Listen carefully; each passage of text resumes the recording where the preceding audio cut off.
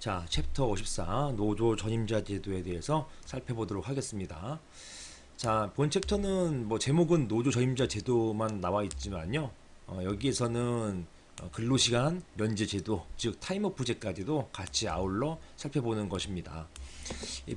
본 챕터는 만약에 주관식 시험 중에서 법전이 주어지지 않는 시험일 경우에는 굉장히 중요해요. 이게 이제 어떤 일을 하는 사람들이냐, 또 이 제도의 취지가 뭐냐 이렇게 물을 수 있지만 법전이 주어지는 시험, 공인노무사나 변시, 행정고시 이런 경우에는 이제 법조문에 다 나와 있기 때문에 특별하게 시험에 나오지 않습니다. 어차피 다 보고 쓸 것이기 때문에요.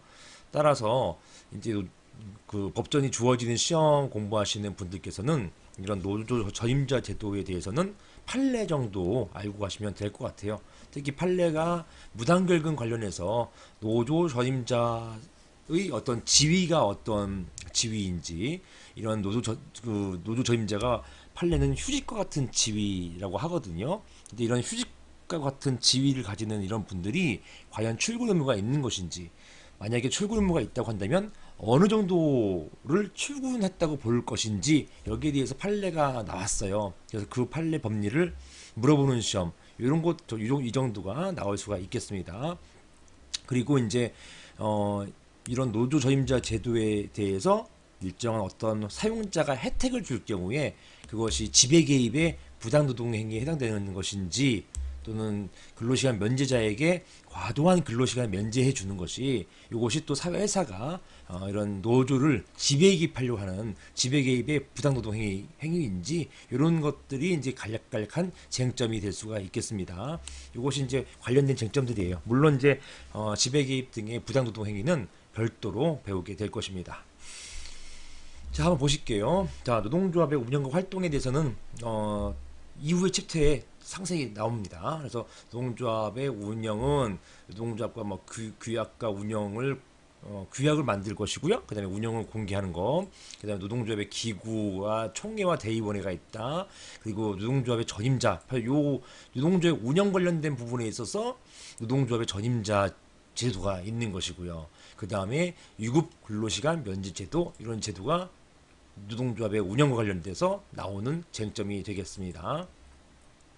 노동조합의 활동은요, 노조 활동은 헌법상 보장되는 근로삼권의 한 내용이 될 수가 있겠고요. 이런 활동은 자, 정당성 판단 기준이 있는데요. 첫 번째, 주체 정당성이 필요하다는 것입니다. 그 다음에 목적의 정당성, 수단의 정당성, 자, 그다음 이런 것들이 필요하다. 그래서 이게 조합 활동의 정당성은 주, 목, 단, 동그라미 치셔가지고 두 문자처럼 암기해 주세요. 조합 활동의 주체 정당성, 목적 정당성, 수단의 정당성, 이것이 조합 활동의 정당성이다라는 것입니다.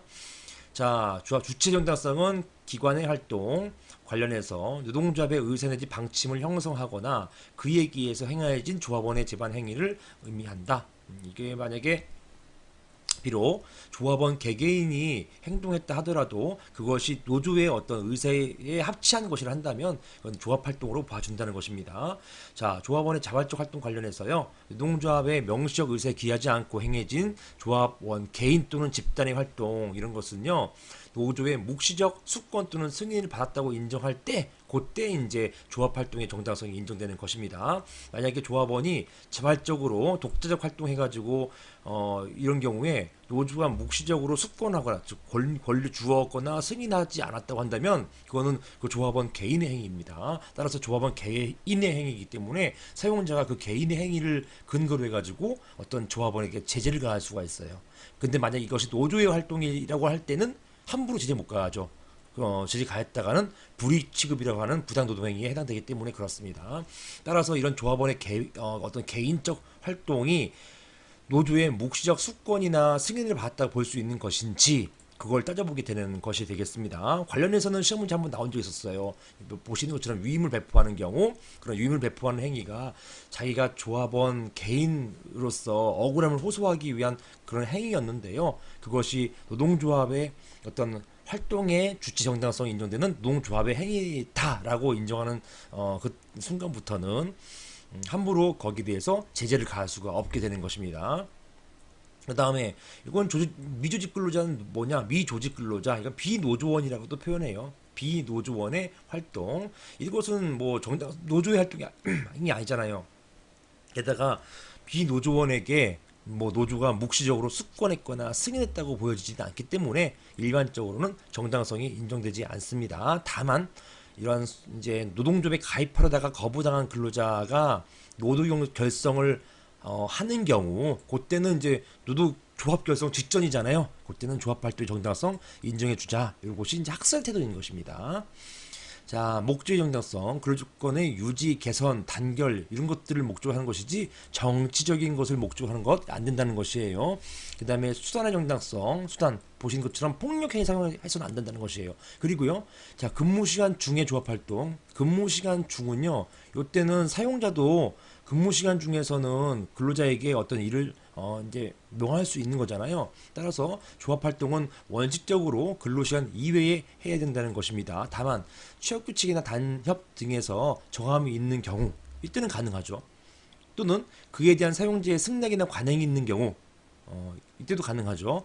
그 다음에 노무지휘권이 일방적인 시간 외에 근로명령 등과 같이 합리적인 범위를 넘어서, 이 노무지휘권 누가 행사합니까? 이거 사용자가 행사하는 거예요. 이것이 합리적인 범위를 넘어서 행사된 경우, 즉 노조활동 아예 못하도록 꽉 막아버린다는 것입니다. 즉 근로자들을 아침부터 퇴근할 때까지 엄청 이제 굴려요. 막 돌립니다. 돌리고 화장실도 막 그 한정된 시간에만 짧게 갔다 오게끔 만들고 엄청 기계처럼 한 다음에 땡 하고 근로시간 끝나자마자 버스 태워가지고 집에 보내버려요. 뭐 아예 그냥 노조 활동 못하게 하는 경우, 이런 경우에는 어쩔 수 없다. 근무 시간 중이라 하더라도 조합 활동 정당성 인정된다. 이렇게 보는 것입니다. 그다음에 사업장 내의 조합 활동. 자, 취업 규칙이나 단체 계약의 정함이나 관행 또는 사용자의 어떤 시설 관리권에 기초해서 합리적인 규율이나 제약의 범위 하에서 행해져야 되는 것이고, 이게 원칙이고, 자, 기본적인 건 뭐냐면 사업장 내에서가 아니라 사업장 이외에서 조합 활동하는 것이 맞다라고 보는 것입니다. 예외적으로 이렇게 취업 규칙이나 단협의 정함이 있거나 사용자가 허락하거나 그런 경우 예외적으로 사업장 내에서 조합 활동할 수 있게 되는 것입니다. 자, 그 다음 근로시간 외에 사업장 밖의 활동, 이거는 자율이죠. 아주 자율이죠. 근로시간 외에 사업장 밖에서 사용자의 태도를 비판하는 위임을 배포하거나 벽보 등 부착하는 등의 언론 활동이라 하더라도, 자, 근로자가 계약상 성실 의무에 위반하지 않아야 정당성이 인정된다. 보시는 것처럼 이런 언론 활동 언제나 가능해요. 다 가능하지만 그것이 계약상 성실 의무에 위반하지 않아야 된다. 무슨 말입니까? 너무 과도하게 그 사용자를 비판함으로써 회사에 어떤 피해를 비워서는 안 된다, 이런 얘기입니다. 자, 비판의 내용이 사용자나 관리자에 대한 인신공격 내지 비방을 하는 것일 경우, 내용의 진실 여부 관계없이 평상시인지 쟁의 시인지 관계없이 성실 의무에 반해서 정당성이 부정된다라는 것입니다. 이 비판 내용이 일방적인 인신공격 또는 비방하는 것일 경우는 그렇다는 것입니다.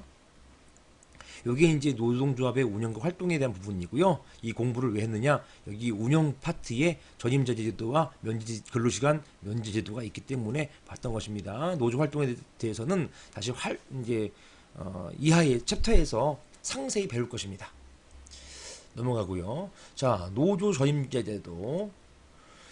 자, 의의는요, 규정이 있어요. 자, 보신 것처럼 규정 보시면 이렇게 노조 전임자 제도가 잘 나와 있습니다. 24조에 걸쳐서 쭉 나와 있고요. 이렇게 되어 있고, 그 다음에 자, 사항 보시면요, 2항에도 불구하고 보시면 2항이 뭐였냐? 노동자 업무에만 종사하는 자, 이게 전임자예요. 노조 전임자입니다.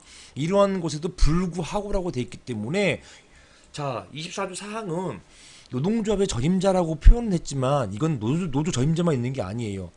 새로운 다른 개념의 어떤 제도가 끼어들어와 있습니다. 원래는 그래서 요 법조문, 요 조문 제목이 잘못 적혀 있어요.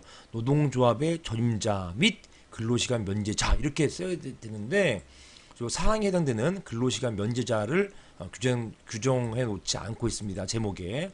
자, 이 항에도 불구하고 단협으로 정하거나 사용자가 동의하는 경우에는 사업 또는 사업장별로 조합원 수를 고려해서, 자, 근로시간 면제의 한도를 초과하지 아니한 범위 내에서 근로자는, 이 사람은 노조 전임자가 아니에요. 노조 전임자일 수도 있지만 이건 노조 전임자만 되는 게 아닙니다. 일반 근로자 마찬가지예요. 자, 근로자는 임금의 손실 없이, 자 보시는 것처럼 노조 전임자는요 임금 못 받아요. 임금 못 받게 됐는데 여기는 임금의 손실 없이기 때문에 전제가 뭐냐? 임금 받습니다.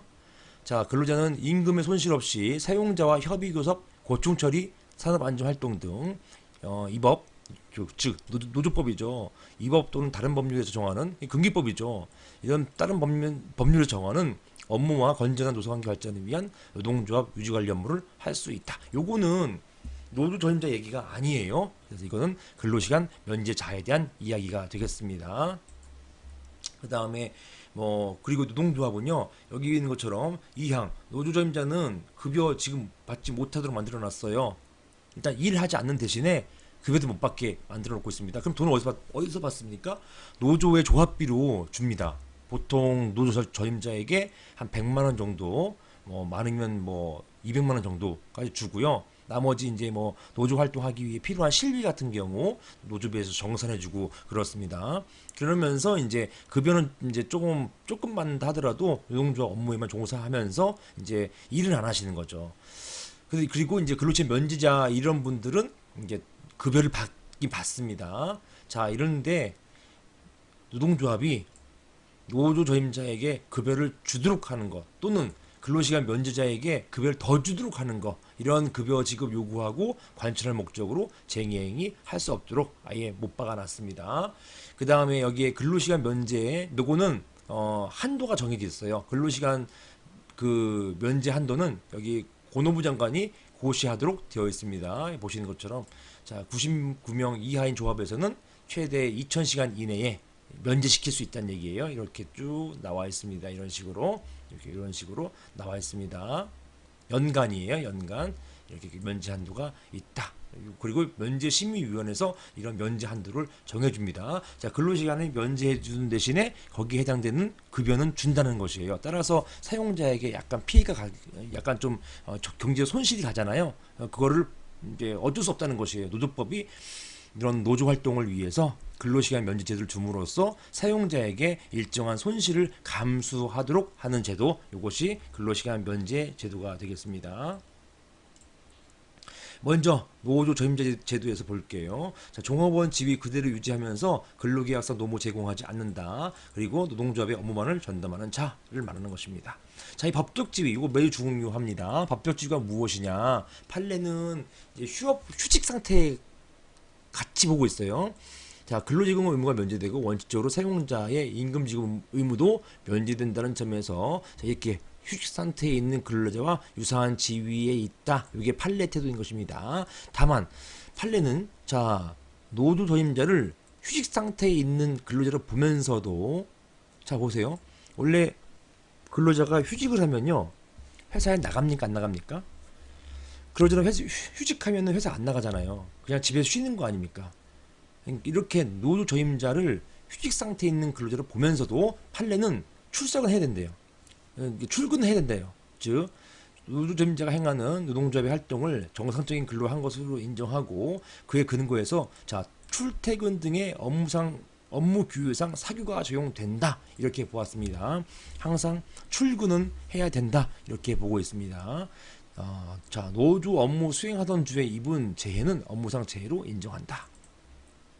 자, 이러한 노조 전임 업무의 성격은 무엇이냐? 조합 활동을 위한 본연의 업무를 수행해야 된다. 다만, 자, 노조 전임자의 노동조합 활동은 회사 노무 관리와 직접 관련 업무뿐만 아니라 관련되지 않는 대외 업무도 포함한다. 그래서 노조 전임자 분들께서 이제 같은 상급 노조원들하고 이제 만나면서 여러 가지 협약도 하고 업무도 보고 그렇게 합니다. 이런 것들 단지 그 회사 내가 속해 있는 회사의 어떤 노동조합 업무만 보게끔 놓은 것은 아니에요. 대외적 업무도 볼 수 있다라고 보는 것입니다. 그래서 이제 국회에서 이제 노동 정책 관련해서 공청회 이런 게 있으면 계속해서 가셔가지고 업무 보시고 그렇게 하시는 것입니다. 자, 노조 전임자에 대한 최규칙 등 사규 적용 여부, 요게 이제 판례가 나와 있고, 요게 이제 아마 약수령으로 나올 수 있는 그런 문제가 되겠습니다. 만약에 나온다면요.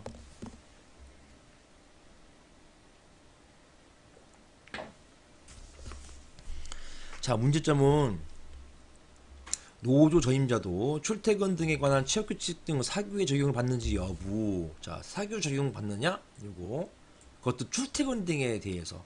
이게 문제된 것은 뭐 때문이다?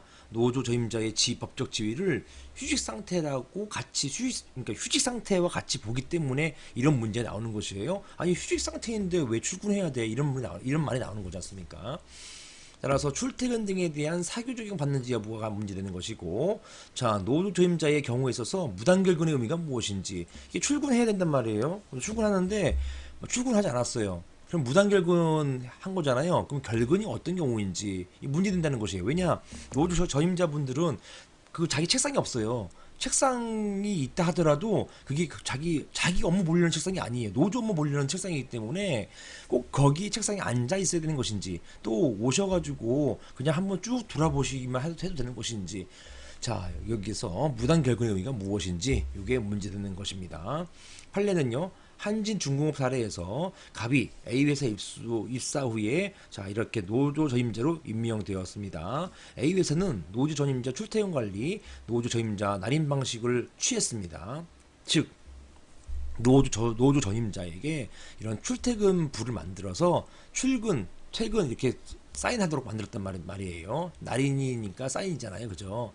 갑은 A회사를 상대로 해서 집단적 항의를 하였다는 이유로 업무방해 등으로 수배되었습니다. 도피합니다. 그리고 한 달 동안 출근하지 않아요. 왜냐? 경찰관들 와 있으니까, 형사들 앞에 와 있으니까 회사에. 따라서 출근하지 않았어요. 그때 A회사는 요 기화로 갑을 무단결근으로 해고했습니다. 자, 이런 해고가 정당한 것인가요? 이게 이제 문제이고요. 판례는 정당하다고 봤습니다. 자, 그 다음에 또 이제 무단결근인데요. 원고는 피고회사의 근로자이면서 피고회사 내 노동조합의 노조 전임자로 활동하다가 무단결근 이유로 해서 해고됐습니다. 자, 원고는 노조 업무와 무관하게 개인적 범죄 저지른 후 도피하느라고 피고회사에 사전 통보나 승인 없이 약 열흘 동안 결근했어요. 이에 피고회사는 이러한 원고의 결근을 무단결근으로 보고 이것을 기화로 해서 징계 해고합니다. 한편 피고회사의 경우 노조조임자에 대해서 출퇴근에 관한 취업규칙이나 사규 적용을 배제하는 특별한 규정이나 관행은 없었다. 즉 무슨 말입니까? 취업규칙이나 사규에 적용받는다 이것입니다. 원고는 피고회사의 징계 해고에 대해서 소를 제기했고, 원심과 대법원은 모두 기각함으로써 근로자가 모두 졌어요. 자, 판례는 노조 전임자라 할지라도 단체 협약에 노조합 전임자에 관해서 특별한 규정을 두거나, 즉 뭐 출근할 필요 없다, 아니면 뭐 특별한 이유 없으면 뭐 출근부에 기록하지 않아도 된다, 이런 규정이 없다면 규정을 뭐 두고 있거나 또는 특별한 관행이 존재하지 아니하는 한 출퇴근에 관한 사규의 적용을 받게 되고, 여러분 약수정 나올 때 이거 쓰시는 거예요. 출퇴근에 대한 사규의 적용을 받는다.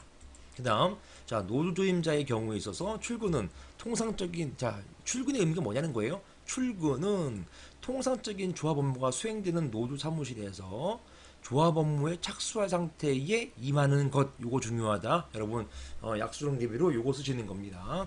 자, 출근이 뭐냐? 통상적인 조합 업무가 수행되는 노조 사무실에서 자, 조합 업무에 착수한 상태에 임하는 것, 착수할 수 있는 상태에 임하는 것, 즉 노조 사무실에 일단 출근하고요. 거기에서 조합 업무 볼 수 있는 상태에 임하는 것, 이것이 무엇이다? 출근이라는 것이에요. 누구의 출근? 노조 조임자의 출근이란 말이에요. 그러므로 만약 자, 노조 조임자가 사용자에 대해서 취업규칙 등 소정의 절차를 취하지 아니한 채 이와 같은 상태에 임하지 아니하는 것은 무단결근에 해당한다고 할 것이다 라고 판시하면서 개인 범죄로 도피하느라고 결근한 노조 전임자에 대해서 무단결근으로 인한 해고 정당, 이렇게 보았던 것입니다. 아까 한진중공업 사례에서도 아까 수배대에서 도피하다가 징계해고당한 경우, 이 경우도 마찬가지로 봤습니다. 무단결근으로 해고 정당, 이렇게 봤던 것입니다. 이유가 뭡니까? 사규 적용되기 때문입니다. 회사의 취업규칙 말하는 것이에요. 자, 이런 사규 적용 여부에 관해서 자, 노조 조임자를 할지라도 사용자와의 사이에 기본적 근로관계는 유지되는 것이고, 따라서 취업규칙이나 사규의 적용이 전면적으로 배제되는 것은 아니므로 사규가 적용된다고 본다. 이렇게 제가 검토를 했어요. 근데 이게 이제 판례의 법리 중 하나입니다. 제가 검토를 만들어서 여러분께 좋은 검토를 써드리면 좋은데, 제가 능력도 안 되고 또 시간도 안 되고 해서 일단은 또 이게 또 틀린 말이 아니니까 판례 법리 여러 법리 중에서 그 중에 하나를 떼어서 검토화 시켰습니다. 따라서 이것만 보셔도 틀리지는 않아요. 그 다음에 무단결국 의미에 관해서 노동조합 업무가 사용자의 노무관리 업무와 전혀 무관한 것이 아니기 때문에, 그리고 따라서 휴직과는 다르다는 것이에요. 안정된 노사관계 형성이라는 면에 볼 때 오히려 밀접하게 관련되어 있기 때문에 근로계약 소정의 본래 업무를 면하고 노동조합 업무를 전임하는 노조 전임자 입장에서는 노조 사무실에서 조합 업무에 착수할 수 있도록 출근해야 하는 것이고, 그러하지 않을 경우 무단결근으로 볼 수 있다라는 것입니다. 이렇게 보시면 되겠습니다. 자, 5번. 자, 노조 전임자에 대한 급여 지원 및 노조 운영비 원조 부당노동행위 의사. 요거는 부당노동행위 문제예요. 옆에 쓰세요. 페이지 395페이지. 페이지 395페이지 쓰시고요. 자, 페이지 395페이지 넘어가시면, 자, 395페이지에 그 유형이 있습니다. 유형 1번과 2번이 있는데요. 2번 보시면 전임자, 이게 노조 전임자예요. 자, 노조 전임자 급여 지급 및 운영비 원조 옆에 쓰세요. 페이지 250페이지 왔다 갔다 보시면서 여러분께서 왔다 갔다 보시는 거, 요거는 지금 할 거는 아니에요. 나중에 이제 좀 한 바퀴 돌고 한두 바퀴 돌고 그다음에 2기 됐을 때 그때 가서 왔다 갔다 보시면서 아, 이런 게 여기 관련된 쟁점이 이거구나 이렇게 보시는 것입니다. 자, 노조 전임자 급여 지원 행위, 아까 법조문 보셨죠? 노조 전임자는 급여를 못 받아요. 어떠한 급여도 지급받아서는 아니 된다 이렇게 봤습니다. 자, 이렇게 노조 전임자 급여 지원 행위 또는 노동조합 운영비 원조에 대해서 부당노동 행위 의사는 자, 예외적으로 허용되는 경우가 아님을 인식하면서도 급여 지원 또는 노동 운영비 원조 행위를 하는 것 그 자체로 인정할 수 있다. 즉 무슨 말입니까? 일단은 노조 운영비나 노조 전임자가 급여를 지원받는 즉시 부당노동행위 그냥 성립이라는 것이에요. 왜냐? 법에 이렇게 돼 있잖아요. 법에 못 주도록 되어 있음에도 불구하고 준다는 것은 이건 법 위반이에요. 저 몰랐어요? 이런 말 못하잖아요.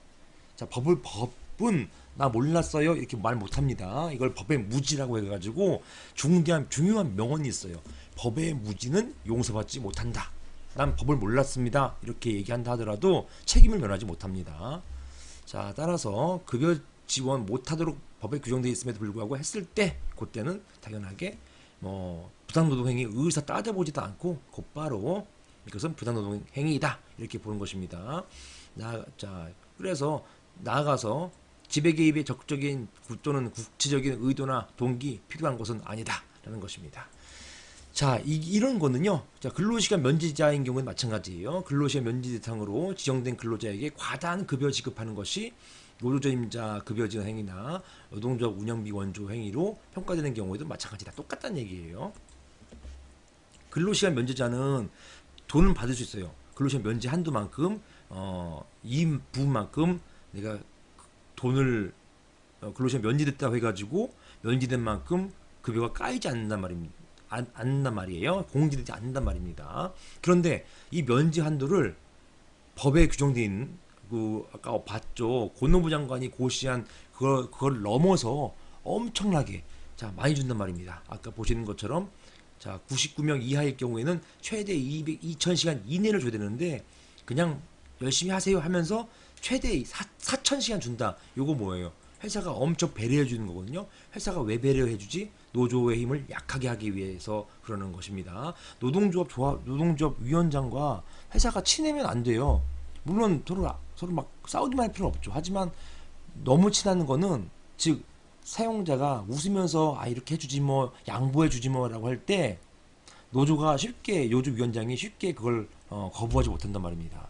그래서 마음 약하게 양보하는 경우가 있을 수 있기 때문에 따라서 너무 친해지지 못하도록 사전에 막고 있는 것입니다.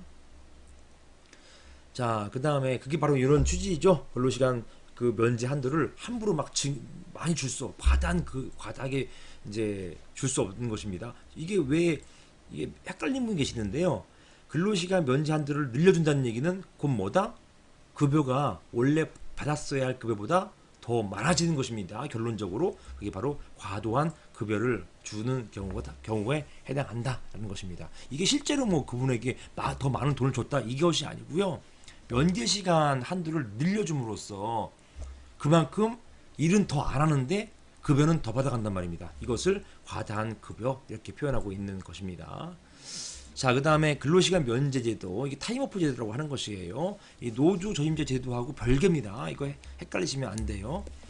자, 여기 보시면 자, 전임자의 급여 지급 금지를 제도적으로 시행하고 있는 거면서 이거와는 별도로 사용자 협의 교섭 또는 고충 처리 산업 안전 활동 등 법이 정하는 업무와 건전한 노동환경 발전을 위한 노동조합의 유지 관리 업무를 행하는 근로자에게 유급으로, 자, 이거 중요합니다. 유급으로 근로시간을 면제하는 제도를 두고 있습니다. 자, 노동조합의 급여 금지에 대한 절충안으로서 자, 유럽식 제도인 근로시간 면제 제도를 도입했습니다.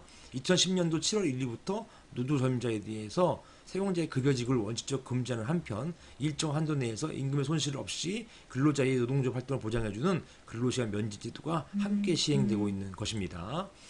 자, 이런 면제 대상 업무에 쟁의행위는 포함된 것이냐? 자, 근로시간 면제제도, 근로시간 면제하는 이유는 뭐예요?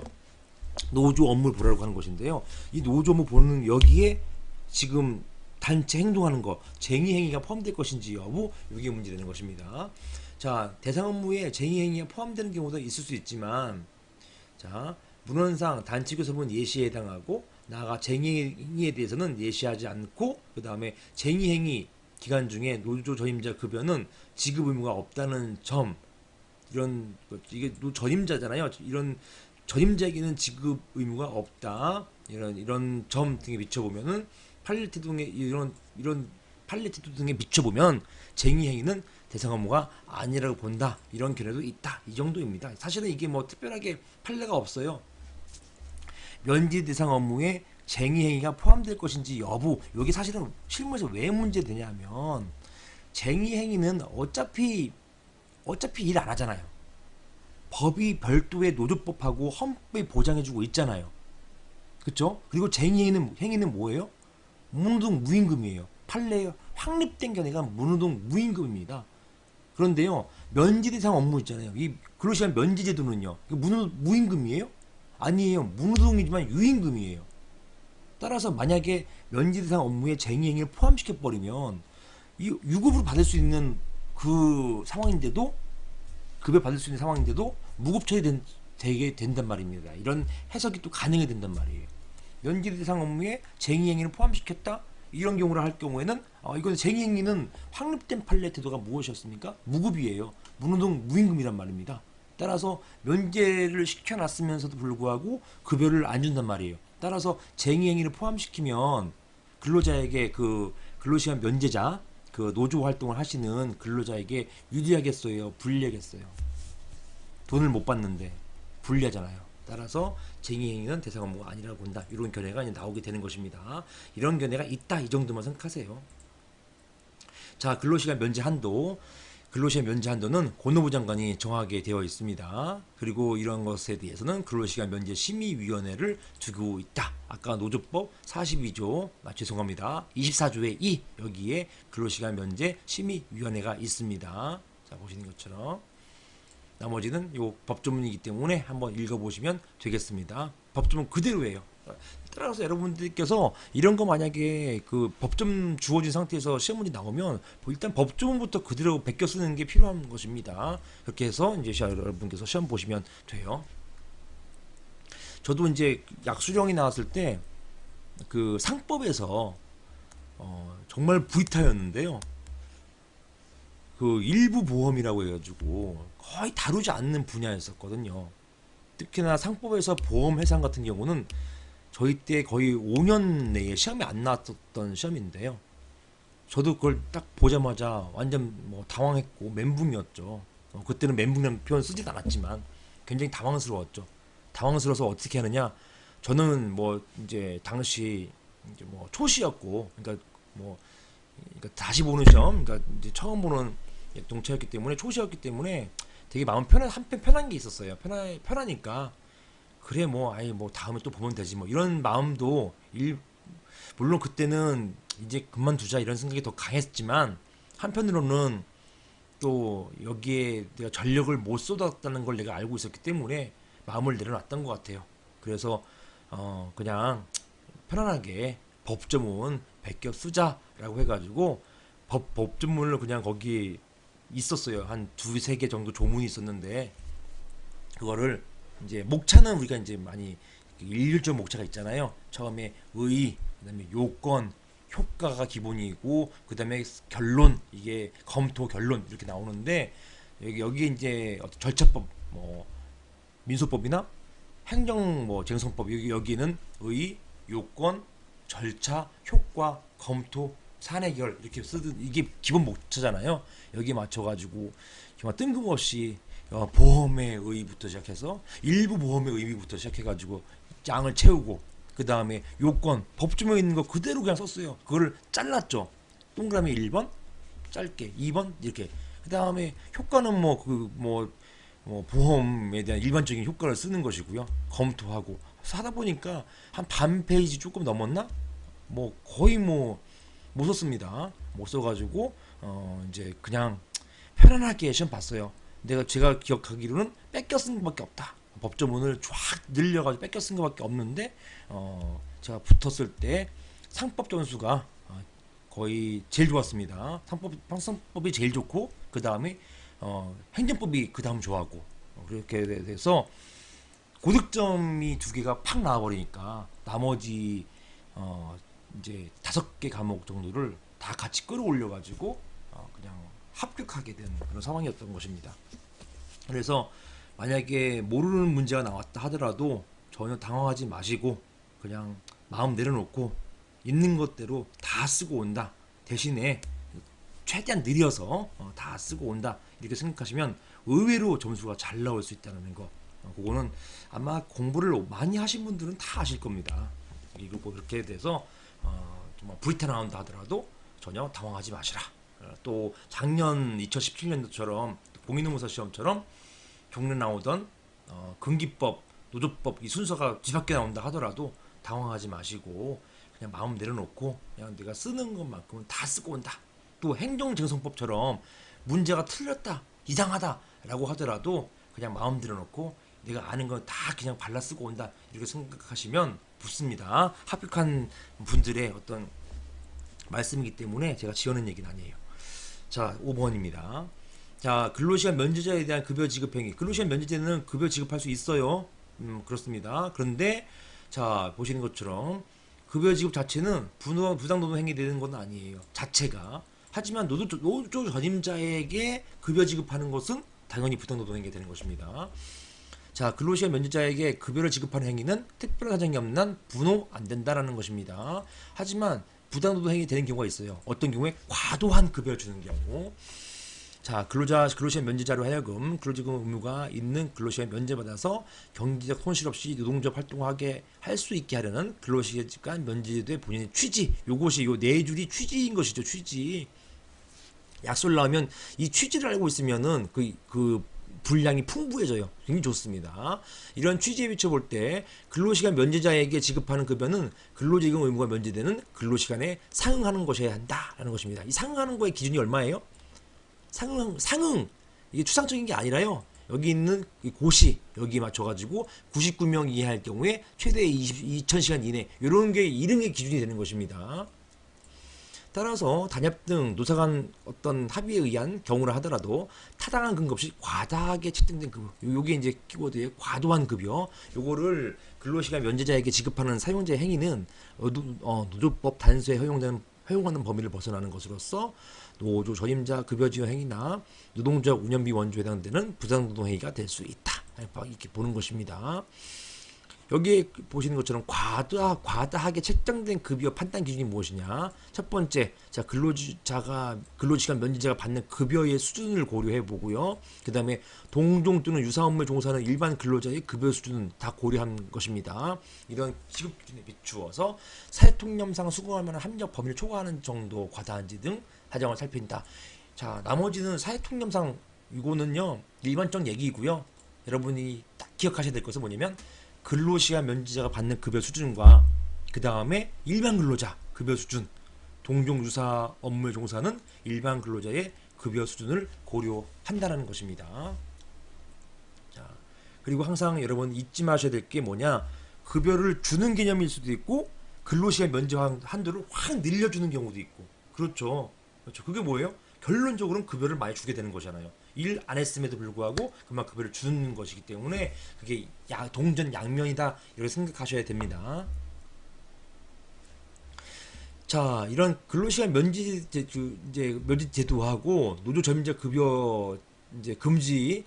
자, 보시는 것처럼 노조 전임자에 대한 급여 금지, 그다음에 근로시간 면제 제도가 이것이 이제 뭐 재형법정주의에 위반되는 것인지, 이게 위헌인지 여부 이런 것들이 문제가 되었어요.